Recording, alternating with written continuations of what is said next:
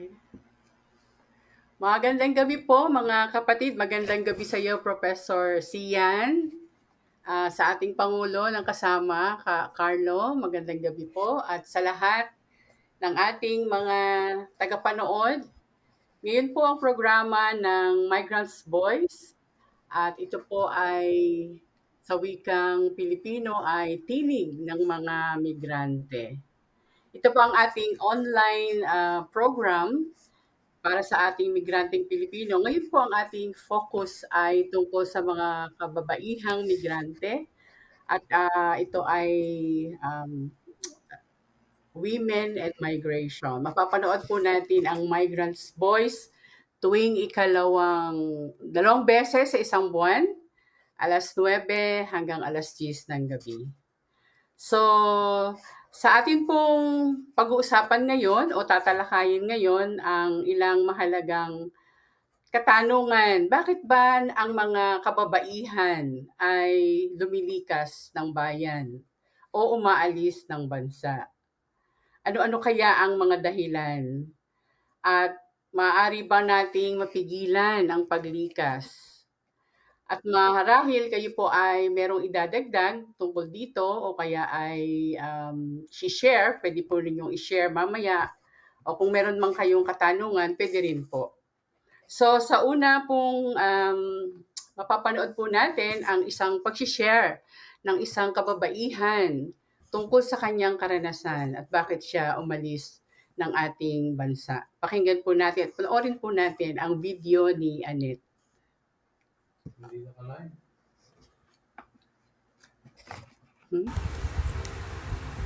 Mapagpalang gabi po sa ating lahat. Tawagin niyo na lang po ako sa nickname ko na si Nis. Isa po ako sa mga napakaraming OFW sa iba't ibang panig ng bansa. Kami pong mga OFW is merong mga dahilan kung bakit kami umaalis ng Pilipinas. Actually, yung mga dahilan na yun namin almost same. Tungkol yun sa mga pangarap namin. Mga pangarap namin mga OFW para sa pamilya namin, sa mga mahal namin sa buhay, para sa sarili namin. Alam naman nating lahat sa Pilipinas, ang sistema ng pagtatrabaho sa Pilipinas, ganun na lang ka high standard sila paano kanila tanggapin sa Pilipinas bago ka ma-hire sa company. Bago rin naman po ako nag-abroad, ako rin naman po yung nag-work sa Pilipinas, kaya mas makikita at nakita ko yung comparison na ibinibigay sa akin ng bansa, sa sarili kong bansa at sa ibang bansa. Sa Pilipinas, bago ka ma-hire, napakarami nilang kailangan sa'yo. Unang-una daw ng bachelor degrees ka, 4 years graduate ka nga. Yun. Facing the reality ngayon, as I heard, kailangan pa meron kang kakilala sa company bago ka ma-hire, something like that. And ang salary ba?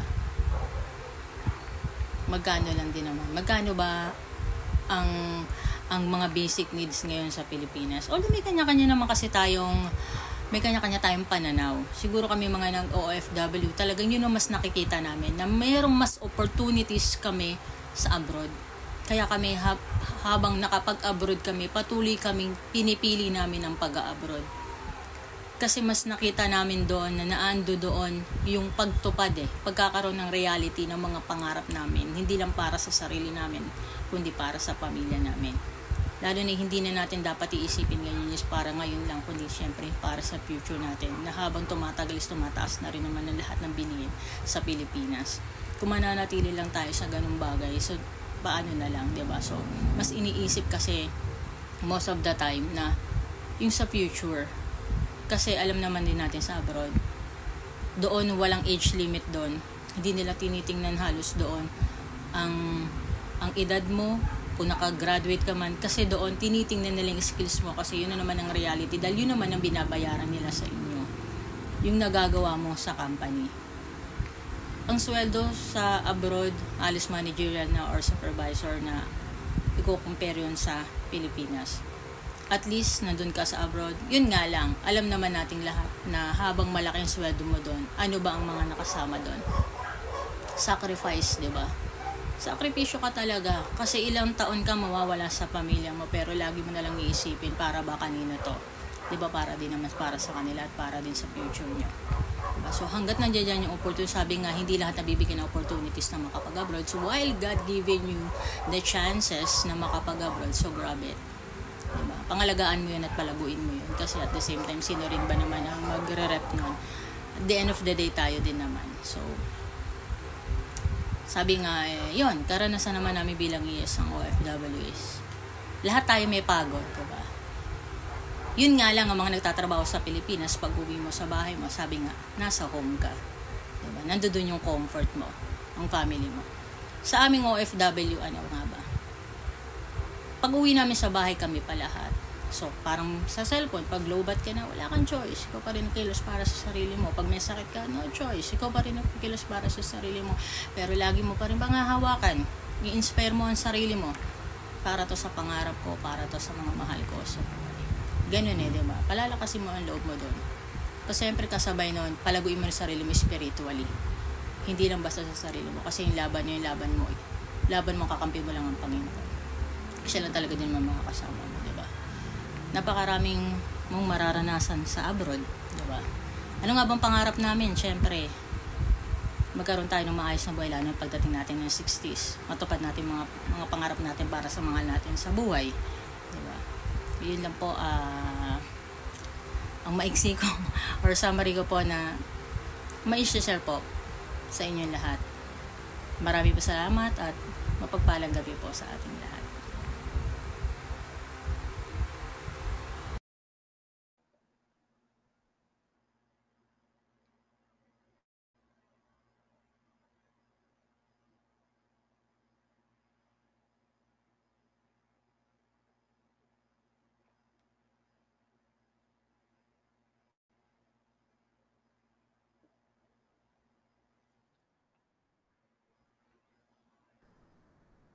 Okay. Okay, maraming salamat, Janice, sa iyong pagsasatinig o pagkukuwento ng bahagi ng iyong buhay. At atin pong naman pakinggan ang reflection, ang biblical reflection na i-share sa atin ni Professor o Pastor Cian. Maraming salamat, kasamang Juliet.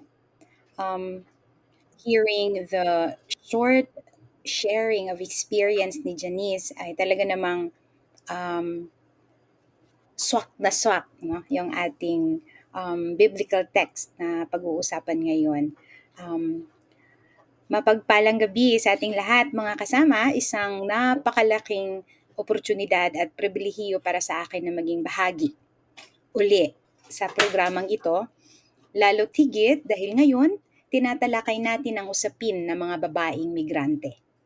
Ang usaping ito ay hindi naman talaga bago dahil kahit sa panahon ng lumang tipan ay matatagpuan ang kalagayang ganito. Gustuhin ko man na managalog na diretso pero baka magkabulol-bulol ako, no? Anyway, for us to move forward, allow me to lead you to the life of Naomi and her migration experience from Bethlehem to Moab. The migration experience of Naomi can be found in the book of Ruth, particularly in chapter 1, verses 1 to 5. And in these 5 verses, we can learn the reason why they needed to migrate, her role as a woman, and even the role of those people surrounding her. Naomi's journey begins in Bethlehem in Judah, a time of famine, prompting her and her family to move to Moab, a neighboring region. So this migration highlights the realities of ancient agrarian societies where environmental factors such as drought and famine could force people to relocate for survival. Most, if not all, kagaya ng sabi ni Janice kanina, women migrant workers all around the world were also driven by a great need to leave behind their homeland. One of the many reasons could be poverty. And there is another reality of less job opportunities. And of course, low payback in our homeland. The movement from Bethlehem to Moab signifies a search for sustenance and security that is common in the ancient Near East. Moab, although portrayed often portrayed actually as an enemy of Israel in biblical texts, yet it becomes a place of refuge for Naomi and her family. Just as most of the women migrant workers all around the world, we remember the horrible stories of women OFWs who, in search for a better life, for a better future, returned to their homeland dead. Kung naalala nyo si Sara Balabagan, si Flor Contemplacion, and many more. Yet, it does not stop others to still venture to migrate, to work abroad, to gain a better life. In Moab, Naomi's husband Elimelech dies, leaving her with her two sons, who marry Moabite women, Orpah and Ruth. The subsequent deaths of her sons leave Naomi bereft of her immediate family kasi namatay nga din naman yung dalawa nilang anak. This highlights the precarious position of widows in ancient patriarchal structures. Her plight reflects the broader social challenges faced by women in ancient times, including dependence on male relatives for economic security and social standing. And this reality was not just a reality in Naomi's time, but even a sad reality today. Despite rise of women empowerment, the patriarchal tendency of the society remains and still challenges the status of women, especially in a foreign land. Now, what is the implication of Naomi's migration experience for Filipino women migrant workers in Korea? Well, the story of Naomi in the book of Ruth, chapter 1, verses 1 to 5, depicts a poignant tale of loss, displacement, and resilience that we can fully relate to most Filipino women migrant workers here in Korea.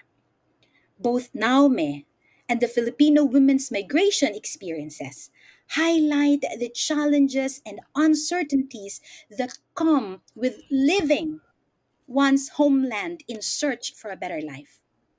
In many ways, the migration experience of Naomi resonates with that of Filipino women migrant workers in Korea in particular. These women leave their families and familiar surroundings behind just to seek employment opportunities in a foreign land. And oftentimes, they are faced with language barriers, discrimination, and exploitation in the process. Like Naomi, they must navigate the complexities of adapting to a new culture and forging a sense of belonging in a place far, far from home. Well, I consider myself both as an international student and a migrant worker here in Korea. And the adjustment I have been through was not easy at all. And even at this point, I would say I am still in the process. Well, Naomi's migration experience as a woman can be paralleled to women Filipino migrant workers who have made significant contributions to the politics and economic development of both Philippines and Korea. You know, Naomi, when she was faced with the reality of the death of her husband and the death of her sons, needs to be resilient, needs to face the fact that she was alone. And by doing so, this gives us an idea of how resilient Naomi was. In spite of facing challenges and obstacles in her journey to a new country, just like Naomi, Filipino women migrant workers have also experienced difficulties in adapting to a new culture and environment. But despite these challenges, women Filipino migrant workers have played a crucial role in the growth and development of both countries.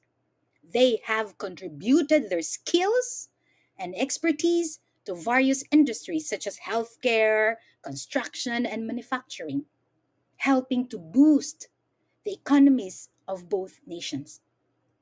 Additionally, many women Filipino migrant workers have also been actively involved in politics, advocating for the rights and welfare of their fellow migrants, and making a positive impact on both the Filipino and Korean societies. In this context, my dear friends, the role of the church and society in supporting Filipino women migrant workers is crucial.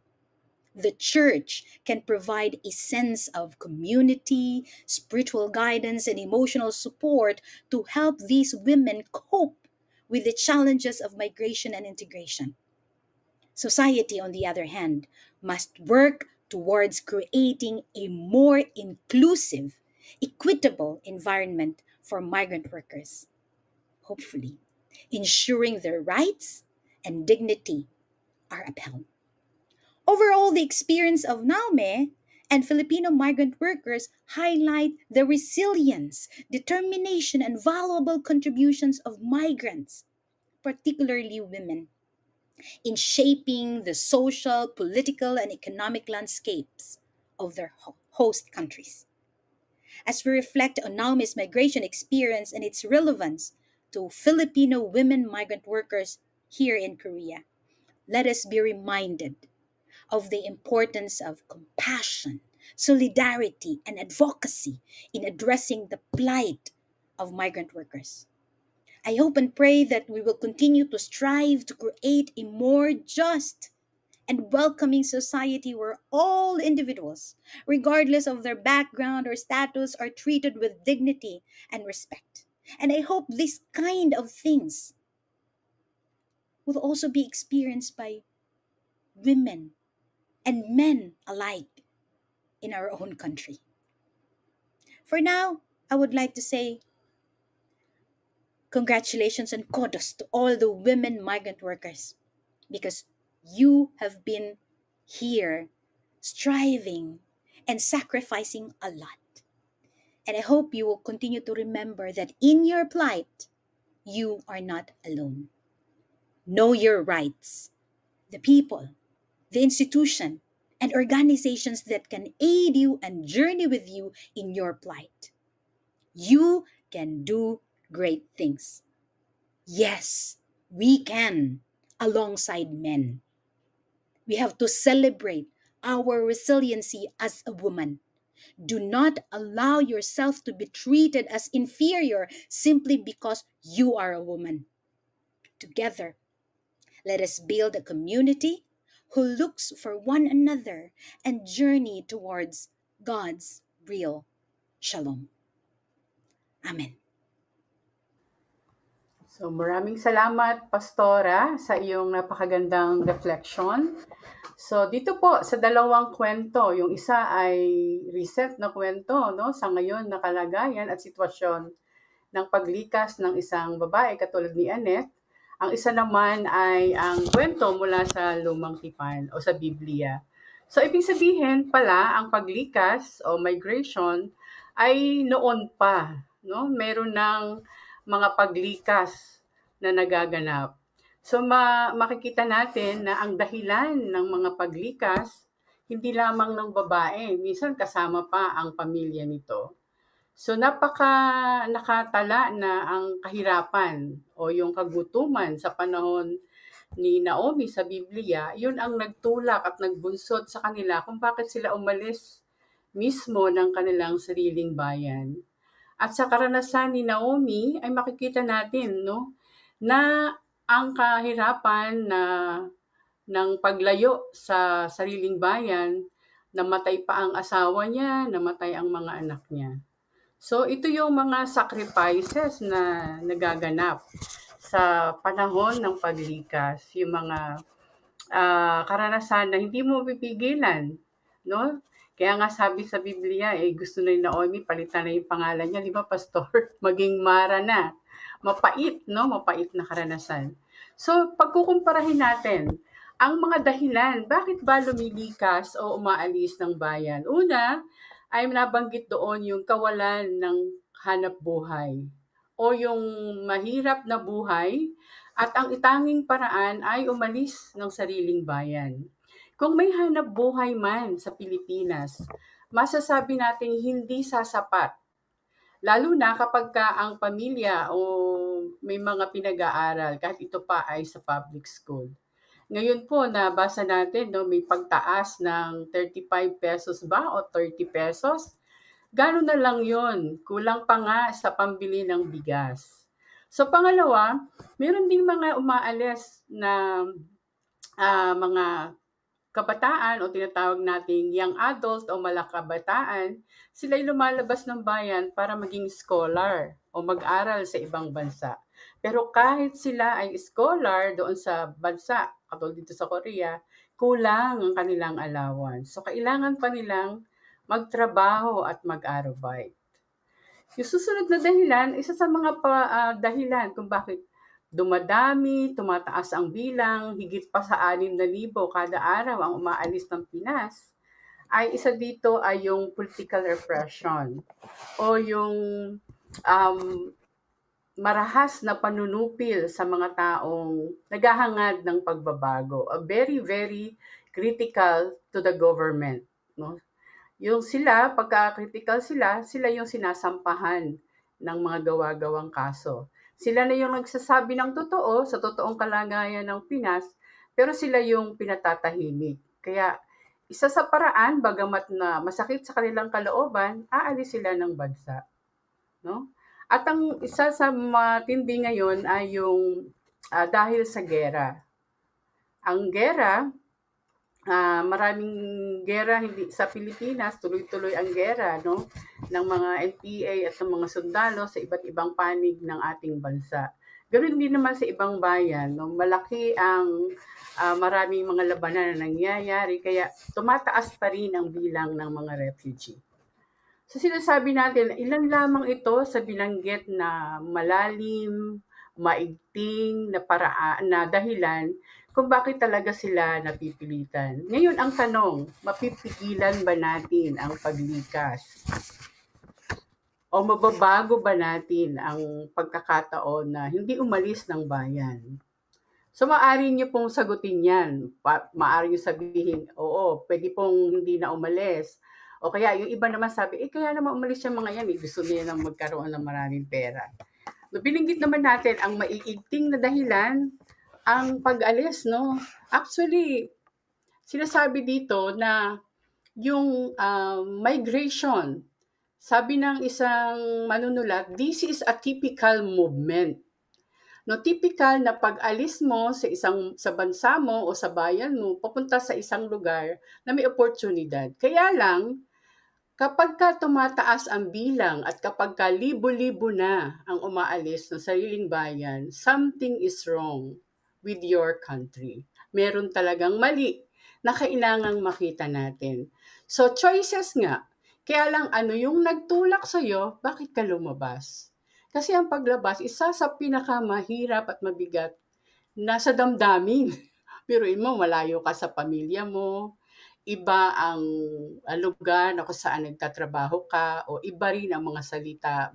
Bagamat napaka-friendly ng mga tao nung iba, pero marami kang mararanasan. Iba pa rin ang nasa sariling bayan.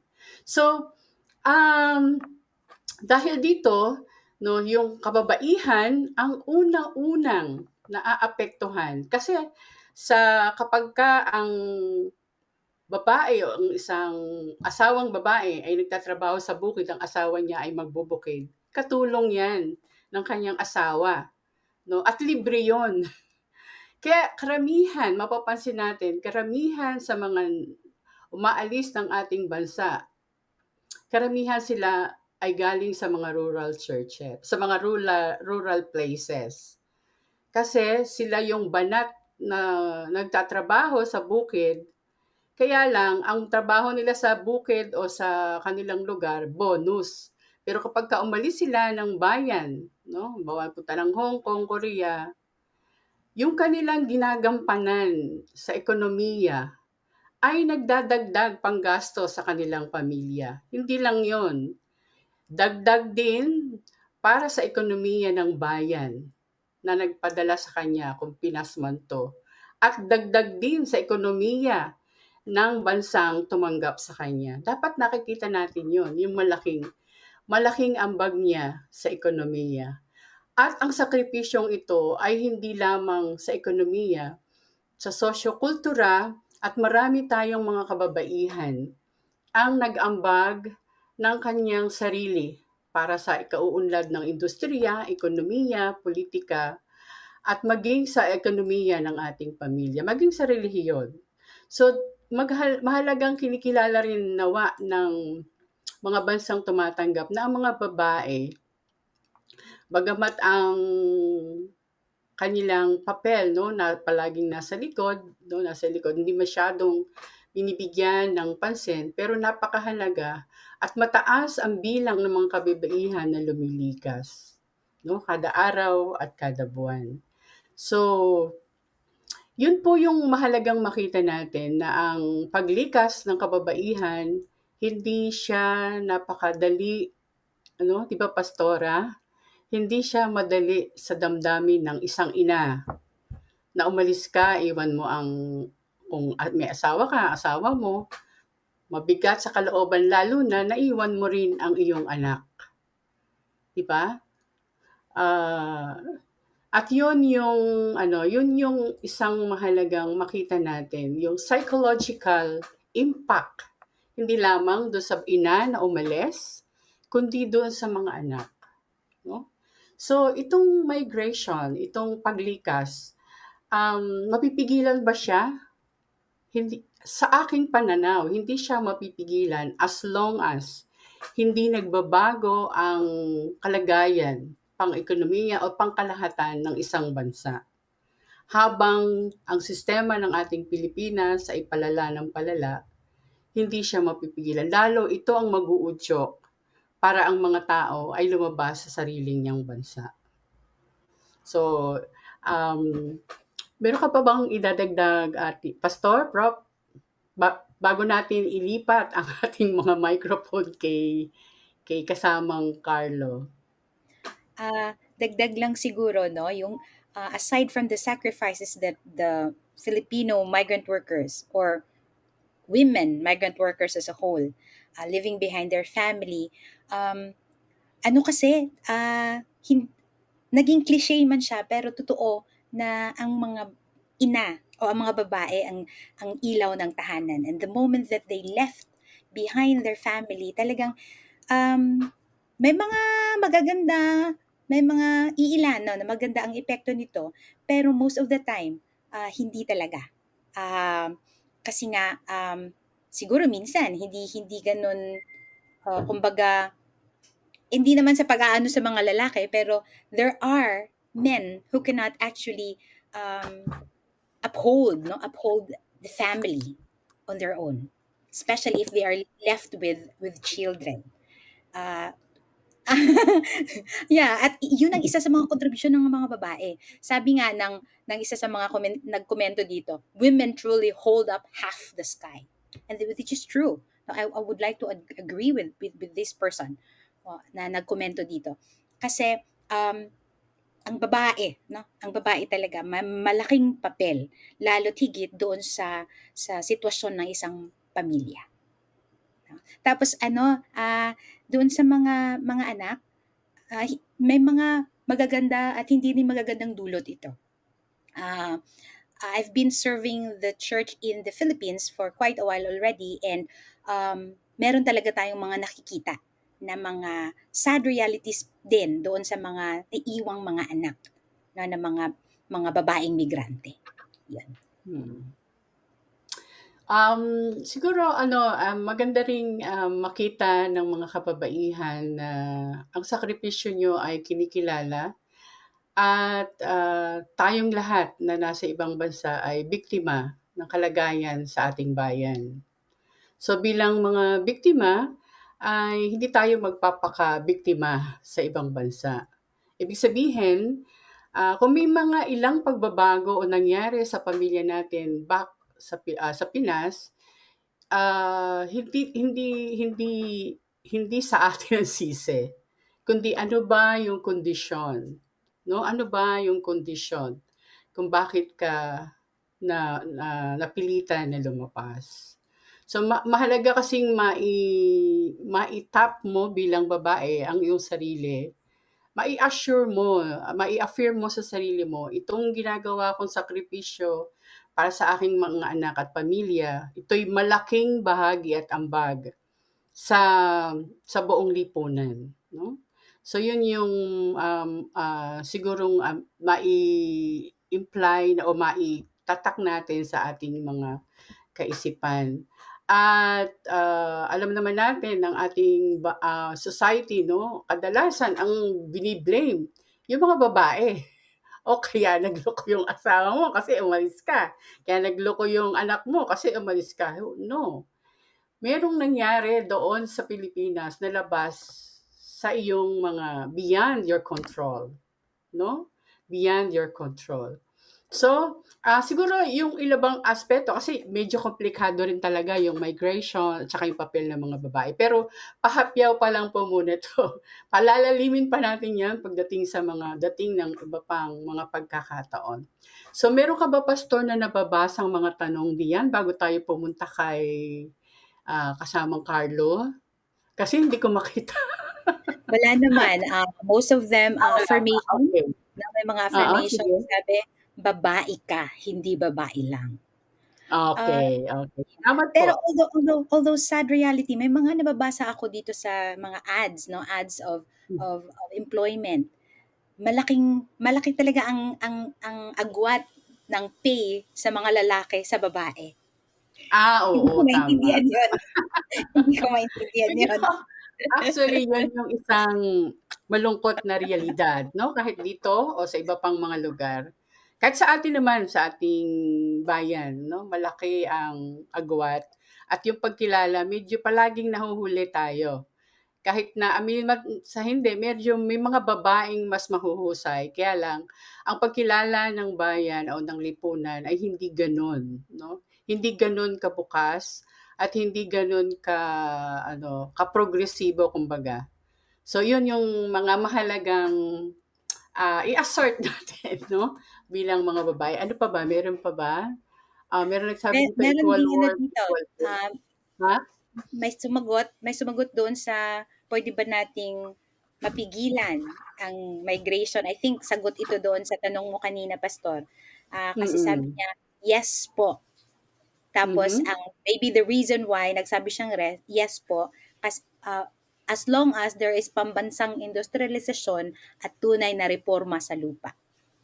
Ay, oo, tama. Maganda 'yan. Maganda na, kapagka na-address talaga 'yan, na mabigyan ng lupa ang mga magsasaka at merong industriya na magbibigay ng trabaho sa lahat, mababawasan na. Pero 'pag hindi pa natin naaabot 'yan, kailangan talagang patuloy tayo na nagsasalita dito at maging sa simbahan, 'no, maging sa kalsada, kahit saang mga platform hanggang sa maipahayag natin yung, pinapangarap nating tunay na bagong Pilipinas. Okay, meron pa ba? Meron pa ba kayong sige, kung meron pa kayong tanong mamaya natin tingnan uli. Ating bigyan ng puwang naman ang ating pangulo, ang pangulo ng alyansa ng mga manggagawa dito sa Korea. Meron po siyang mga mahalagang balita, lighter side, no? Merong magaang na balita, meron ding malungkot na balita. Okay? Take it away, Kuya Carlo. Magandang gabi po sa inyong lahat, lalo sa mga tumatangkilik at nakikinig dito sa Migrant Voice. So, ang kasama ko po bilang isang alyansa ay may ilang mahalagang ibabalita sa inyo, mga kaganapan sa buhay ng mga migrante dito sa Korea. At sana po ay kayo ay ligtas dyan. Sa mga aming nakalap, ang una ay doon sa kung nabasa nyo yung arcely fire accident na kung saan ay mayroong 23 migrants ang namatay at marami pang nasa ospital. At karamihan po rito sa mga namatay ay mga kababaihan. At sa ngayon po ay yung mga nasa ospital ay yung merong yatang isang malubha pa. Kami po taus-pusong nakikiramay sa mga pamilya ng nasawi at sana ay mabigyan sila ng makatwirang compensation at sa lahat ng biktima na ay magkaroon ng maayos na protection at safety measure sa mga lahat ng pagawaan para hindi na po maulit itong pangyayari na ito. At kung ano naman itong pangalawa, yung epekto po ng malakas na pag-ulan, hindi po ba ilang araw na malakas ang umuulan, marami po ang lugar dito sa Seoul ang binaha at yung pong malalapit sa yung pong daanan ng mga tubig na ginagawa rin pasyalan dito lubog ngayon. At yung pag-ulan po ay magpapatuloy ng 1 linggo pa hanggang 29 ang nakita ko doon sa weather forecast ng Korea. At sana po lahat ng mga migrante, hindi lang migrante, pati mga lokal ay nasa ligtas na kalagayan. At kung mayroon naman pong nasa medyo mababa, sana po wag naman silang abutin ng kalamidad na ito. Nung nakaraang linggo po, mayroon kami pinuntahang simbahan at maraming mga church ang kasama rito. May binuo ng Migrant Mission Community Movement. Ito po ay isang magandang gawain sapagkat ang simbahan po, marami po sa simbahan dito sa Korea ay tumitindig upang makibahagi sa pag-abot sa mga migrants at sa ng kanilang kalagayan, pagtataguyod ng kanilang karapatan. Kaya po ang kasama ko ay nakikiisa dito. At meron man pong yatang panghuli po ay ito namang patungo sa Pilipinas. Bukas po, kung inyong maano ay sonar po ng Pangulo ng Pilipinas na si BBM. Kung kayo po ay walang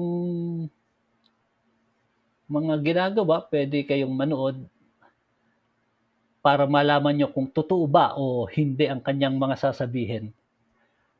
At kami po sa kasama ko ay gumawa ng isang SOMA naman. State parang ito naman yung ni BBM, yung mga hinihiling ng mga migrants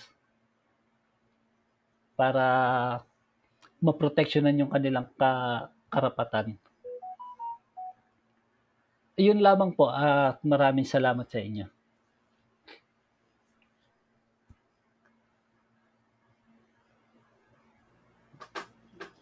Thank you very much. Kasamang Carlo, nakikita ba ako? Okay, papasalamat tayo sa iyong pagbabahagi ng ilang kaganapan sa buhay ng mga migrante. At salamat din po Pastor Sian at kay Annette na nagkwento ng kanyang buhay, mga pasilip na kwento. So, bahagi po ng ating programa bago tayo tuluyang magpaalam, mawala dito sa ere. Nais po din nating kilalanin na ang kababaihan at pasalamatan sila sa kanilang ginawa at ginagawa at gagawin pa sa sa iba't ibang larangan na kung saan sila ay naroroon. Mga babaeng scholar, mga babaeng nasa paggawaan, mga babaeng nasa relihiyon o iba't ibang mga industriya. At kasabay din ito, nais din nating pahalagahan ang mga kababaihan na nung umalis sila sa Pilipinas, sila ay malalakas, pero ang iba sa kanila ay labi na lang o katawan na lang. Isang malungkot na realidad sa buhay ng mga migrante. At ang isa dito, itong recent na nangyari sa Arcel, no? Sa Arcel Battery Factory, Lithium Battery Factory, na noong dumalaw kami, nakita ko yung mga larawan na karamihan sa mga ito ay kababaihan. So, at nakalulungkot man, hindi natin masyadong nakausap yung kanilang pamilya, pero ramdam na halos ng mga naroroon, maging yung mga Korean, Chinese, yung mga migrant na nandun, ang sobrang kalungkutan doon sa paglisan o pagkamatay nila sa loob mismo ng paggawaan, na makita natin hindi sila na-protectionan, no? Na dapat ay mayroon. Tapos, mag-aalay po tayo ng awitin para sa kanila, at hindi lamang para sa kanila na namatay dahil sa kanilang pagtatrabaho, kundi din sa mga kababaihan at na wala ang buhay dahil sa giyera. Nagsakripisyo sila at nag-alay ng kanilang pinakamataas na pag-aalay ng kanilang sarili. Ito ay ang kanilang buhay. Sabi nga ni Kristo, naalala ko yung text, no? Ang pinakamataas na pagmamahal ay ang pagmamahal at pag-aalay mo ng iyong sarili para sa iyong kaibigan. Pero marami ang namatay at pinaslang, nag-alay ng kanilang sarili sa mga taong hindi nila kakilala. At isa tayo doon. So nagpapasalamat at kinikilala natin sila. Sa sino pa ba na mahalaga ng makita natin na itong kababaihan, ang papel niya sa panahon ng migrasyon ay katulad din ng naging papel niya sa panahon ng mga pagbabago, sa panahon ng giyera sa iba't ibang bansa. Napakahalaga at na mahalagang makita natin iyon at pasalamatan sila at kilalanin. Lalo na itong mga migranteng Pilipino at nakababaihan at yung mga migrante na nasa iba pang mga bayan. So, yun po. At meron ditong mga comment. Babasahin ko lamang bago natin at tuluyang isara ang ating programa. Sabi po dito, ang tamang pasahod po sa mga manggagawa o across the board dapat.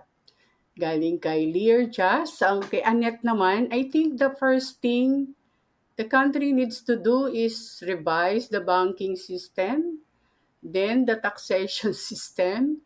It is the first step to paving a way for a small entrepreneurs to be able to start something. So, okay. Thank you for your comment. And then si Edwin Egar, dito po sa Korea ay may pagtingin na mataas ang diskriminasyon lalo na sa mga babae. Paano po ninyo mapangbabawat ito? Ano po ang maipapayo ninyo sa mga nakikinig? Salamat much. Pastora, pwede mo bang sagutin ito si Ka Edwin? Ang kanya ay tungkol sa diskriminasyon. Lilipat lang ako kasi naglolobat yung akin. Oo, realidad talaga yan. No? It's a very, very sad reality kasi isa din yan sa napansin ko when I came here sa Korea. Malaki talaga ang agwat, no, ng pagtingin ng babae sa lalaki. Sabi nga ni Annette, kahit dito sa Korea, mas mababa ang status ng babae kaysa lalaki. All the more tayo na foreign dito sa lugar na to. Siguro, paano mapangibabawan? I think, isa sa mga steps na pwede nating mapangibabawan ang ganitong klase would be, we have to know our rights. No? Dapat alam natin kung saan tayo nanggaling. No? Alam natin yung karapatan natin. Alam natin kung kung anong ginagawa natin. I think that's one thing, no? Tapos i-develop natin mas i-develop natin yung mataas na pagtingin sa sarili, no? Kaya nga sabi ko kanina, do not allow yourself to be treated, no? To be treated less just because you are a woman. Yun. So mag-umpisa kasi yan sa pag-iisip. Tapos it flows. Tapos ayun, the moment that you start thinking of that, no? Mag-umpisa ka ng maghanap ng ano ba ang karapatan ko as a babae? Ganon. No? Para may weapon ka against this kind of discrimination. Okay, Baka may thank you. gusto idagdag si kasamang Carlo?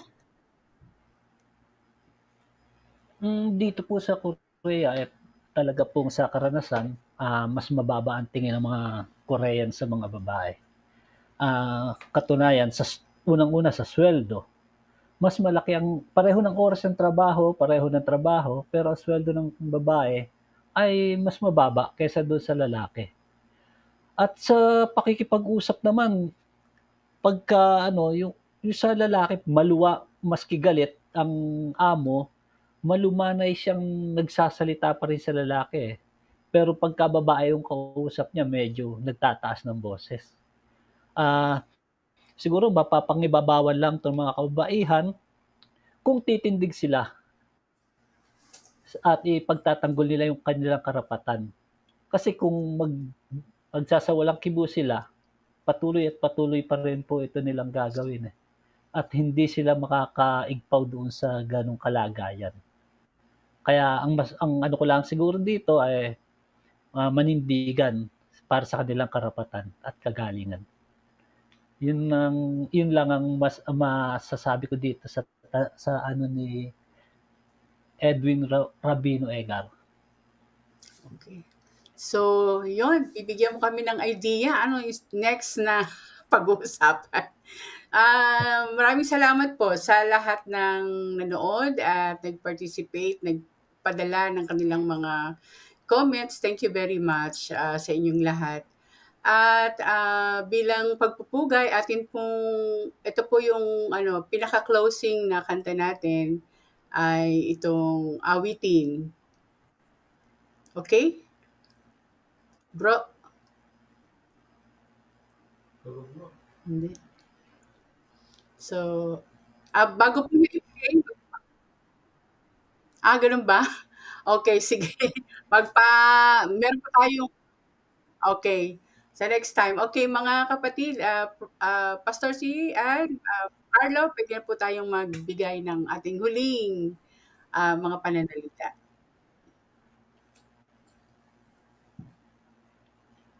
Kasamang Carlo, ikaw muna. Ako na muna.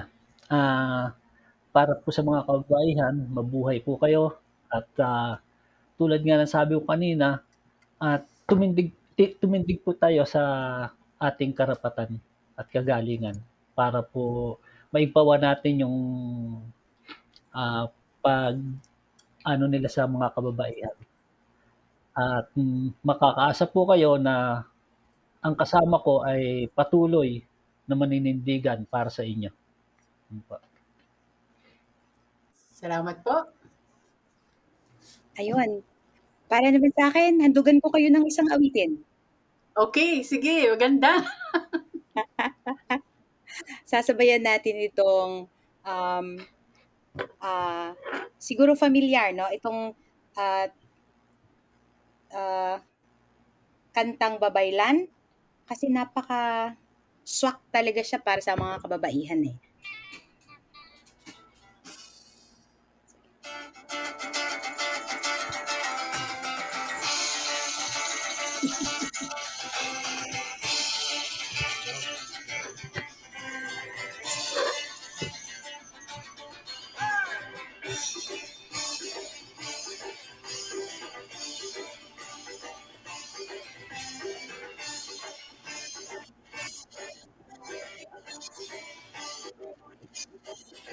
Nagbabangon ang mga babaylan sa mga bukid at pagawaan. Kinikitil ang sumpa ng nakaraan nagbabangon ang mga babaylan.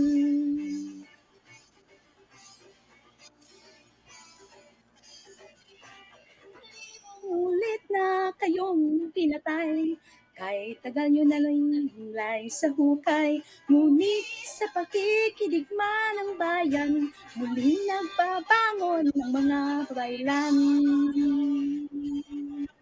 Sa mga bukid at pagawaan, kinikitil ang sumpa ng nakaraan, nagbabangon ang mga babaylan.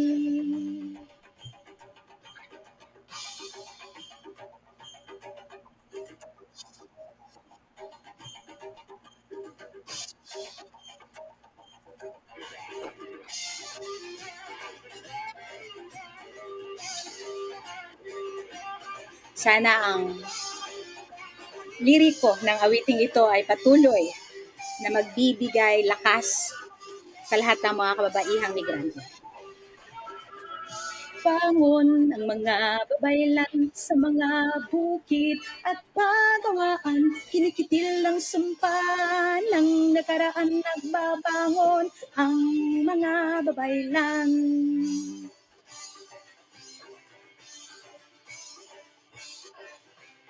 Libong ulit ang lakas ng tinig, nagpupumiglas at nalilisig sa bawat babaeng nais lumaya, nagbabangon ang ilan sa diwa.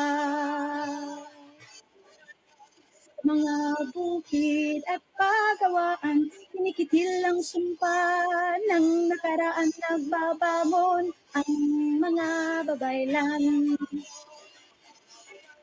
Sa mga bukid at pagawaan, kinikitil ang sumpa ng nakaraan, nagbabangon ang mga magbabangon ang mga babaylan. Again, I hope and pray that that message will continue to tickle our mind, our spirit, as we continue to stand for what is right. God bless, babaeng migrante. Mga babaeng migrante, bangon, tayo makiisa at patuloy na i-assert, no? Patuloy tayo sa pagkibaka para sa ating mga karapatan. Maraming salamat po muli, kapatid na Carlo, Professor Pastor Sian, ganoon din sa ating technical director, si Chat, na hindi niyo po nakakita. Siya po ay nasa labas. Ganoon din kay Annette na nag-share. At maraming salamat po. Magkita po muli tayo sa susunod na 2 linggo. So maraming salamat po. Bye-bye po. Sa